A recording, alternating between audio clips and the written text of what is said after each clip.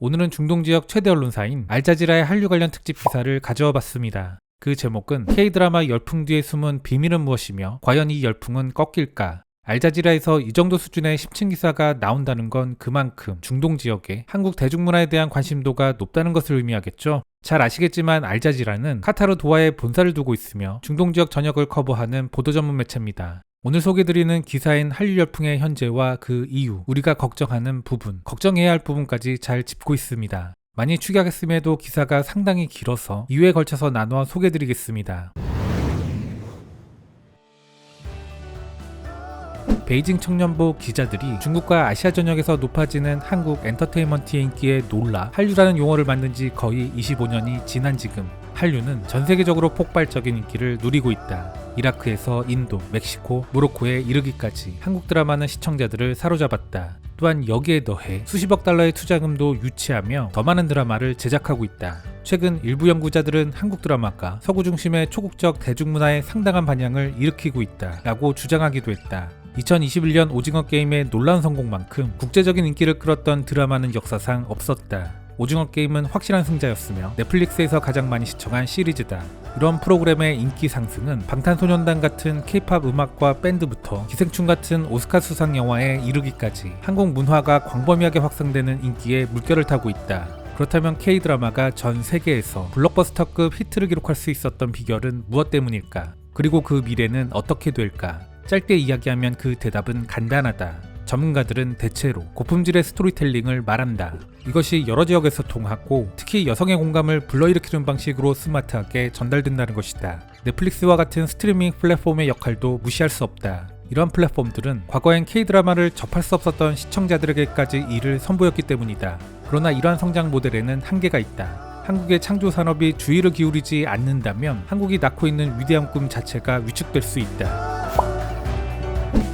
한국 대중문화 전문가이자 애리조나 주립대 한국학 교수인 정아름 씨. 그녀는 K-드라마의 글로벌 성공 뒤에는 어떤 공식이 존재하지 않는다고 말한다. 대신 그녀는 본지와의 인터뷰에서 일련의 여러 요인들이 이러한 열풍을 이끌고 있다고 말했다.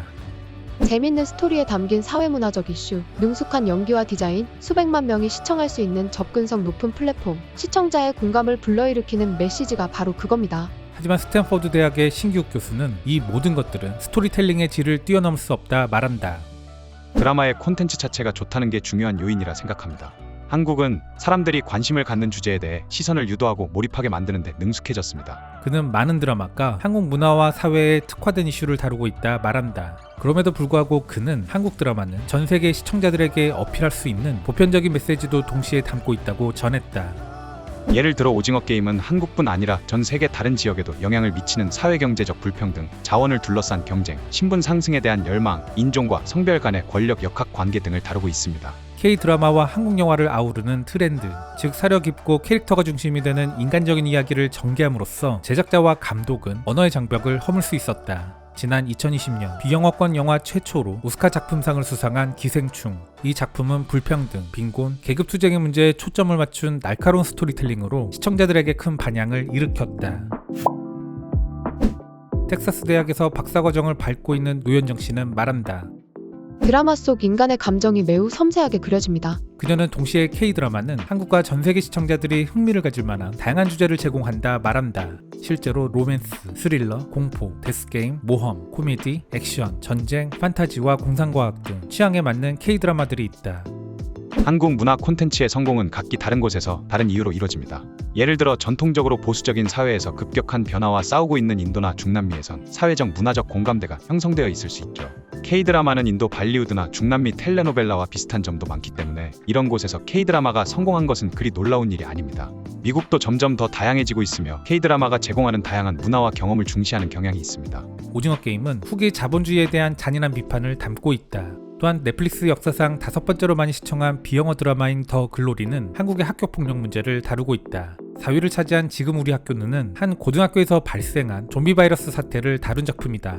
추리에 오른 이상한 변호사 우영우는 자폐 스펙트럼을 가진 젊은 변호사가 일상적인 상호작용에 어려움을 겪는다. 하지만 자신의 분야에서 탁월하고 다른 법조계 동료들보다 훨씬 더 정서적으로 똑똑한 모습을 보여주는 이야기를 다룬다. 이렇게 K드라마는 거의 모든 장르를 아우르며 뛰어난 성과를 거두고 있는 것이다. 이는 시청자가 자신이 가장 좋아할 만한 프로그램을 검색하듯 K드라마 제작자들도 새로운 주제를 찾기 때문이다. 다음 히트작이 무엇일지는 아무도 모릅니다. 하지만 그들은 항상 새로운 것을 찾고 있으며 다음 대작을 만들기 위해 항상 실험하고 있습니다. 한국 컨텐츠의 다양성과 글로벌한 매력. 그런데 이 외에도 K드라마에는 미국 드라마 등의 잠재적인 경쟁자들과 차별화할 수 있는 분명한 방법이 있다. 특히 한국 로코 드라마가 전 세계적으로 성공할 수 있었던 데에는 분명한 이유가 있다. 이는 미국 등 다른 나라의 컨텐츠가 하지 못하는 방식으로 여성 시청자를 만족시키고 여성의 관점에서 삶과 사랑을 묘사하는 데 독특하게 능숙하기 때문이다.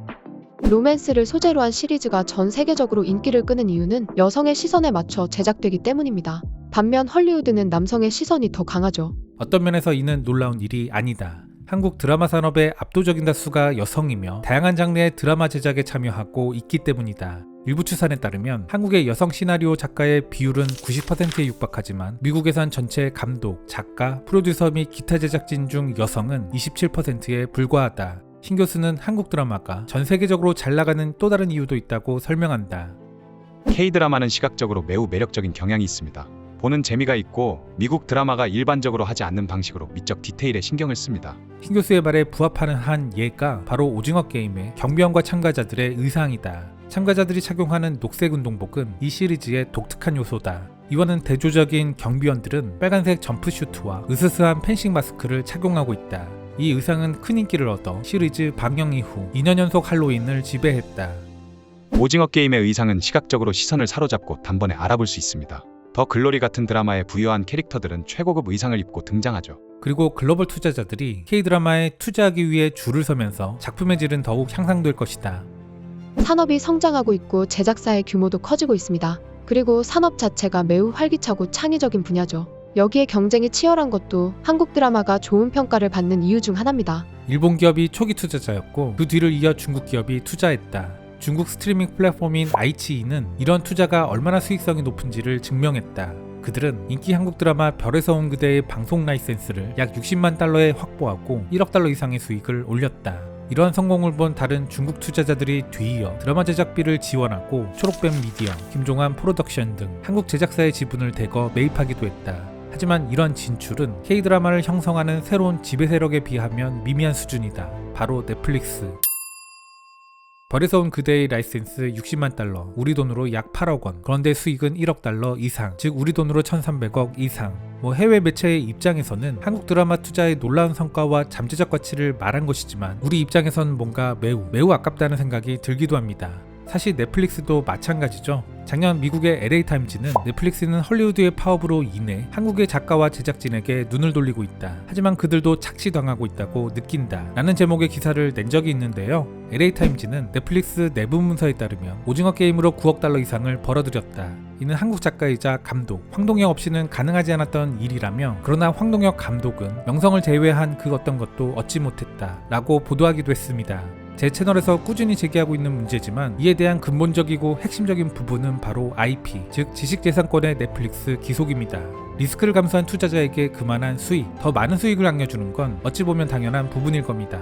하지만 그렇다고 IP를 온전히 100% 가져가는 게 과연 맞는 걸까요? 이젠 넷플릭스와 한국의 창작자들이 IP를 공정한 비율로 공유하는 그런 장치가 마련되어야 하는 시기가 아닐까 싶습니다. 아니, 음악 관련 수익도 가장 큰 수익을 주는 저작 인적권은 기획사가 가져가도 저작권과 실현권은 창작자와 가수에게 돌아갑니다.